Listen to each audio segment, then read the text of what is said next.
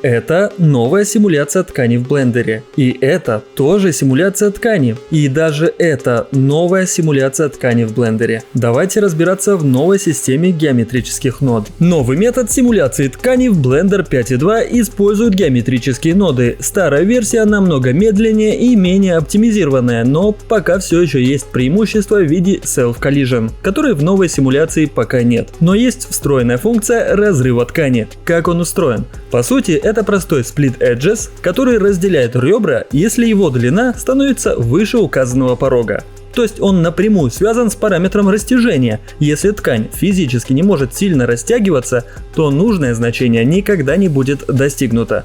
Поэтому увеличиваем stretchiness и получаем разрыв. В кастомном режиме можно задать логику выбора эджей. Покажу на примере с кривой. Создаем ее с привязкой к поверхности, затем переносим в геоноды. Нам нужна нода Proximity, которая будет считывать расстояние кривой до ткани. Но она работает с мешем, поэтому добавляем ноду Curve to Point. Или можно использовать ноду Curve to Mesh. Затем нодой MapRange регулируем область воздействия. Все, мы получили кастомное место разрыва. То есть весь эффект завязан на умении выделять нужные вам эджи. Но рвать ткань также можно и с помощью эффекторов. Самый наглядный пример – внутреннее давление. Добавляем Custom Force и используем Normal нашей геометрии. А с помощью Scene Time надуваем. В какой-то момент значение Threshold будет достигнуто и шар лопнет. Можно еще добавить ноду Switch и анимировать, чтобы убрать давление после разрыва. Эффекторы – это основа новой симуляции ткани, потому что если мы посмотрим на ноду Close изнутри, она по сути вся состоит из эффекторов. Достаточно обратить внимание на сокеты. Гравитация, Pin Position, растяжение или тот же разрыв ткани – это все встроенные эффекторы. А вот тут мы добавляем уже свой кастомный эффектор к уже имеющимся. То есть мы можем использовать Pin Group не только из этого сокета, но и через эффектор Pin Position.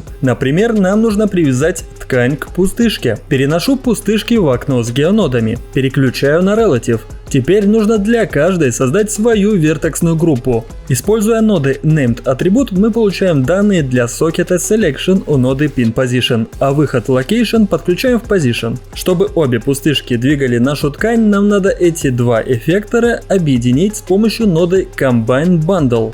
Теперь выделенные вертексы будут следовать за пустышками. Раз уж начал про Pin Position, то нужно показать работу с травой. Универсальный способ, который я использую, завязан на UV координатах. Тут немного математики и получается градиент для каждого отдельного UV островка. То есть если UV у нас не будет правильно направлен, то градиент снизу вверх не получится. Все примеры из ролика вы сможете скачать по ссылке в описании. Сборка простая, но супер эффективная. За счет зоны симуляции место касания накапливается и вся трава разлетается. Если в конце добавить еще один градиент, который будет держать корни, тогда трава не будет разлетаться. А если добавить вычитание в зоне симуляции, то со временем выделение будет сниматься и трава будет восстанавливать свое изначальное положение. Эту логику накопления можно использовать и для разрыва ткани, но дополнительно модернизирую, добавив связку Sample Index и Blur. Тогда получается распространение, которое начинается с места касания. Это и есть главное преимущество новой симуляции ткани. Мы можем абсолютно любой параметр задавать динамически. Например, если хотим менять растяжение ткани в конкретных областях. Получается крутой эффект плавления. Ему, правда, пока не хватает Self Collision. Ждем всем силом, когда его добавят. Еще интересный эффект, который можно реализовать с Pin Position, это застегивание. Берем два крайних эджа, конвертируем их в кривую. С помощью градиента от Spline параметр анимируем их соединение. Дальше с помощью связок Sample Index и Sample Nearest переносим это движение на оригинальную модель.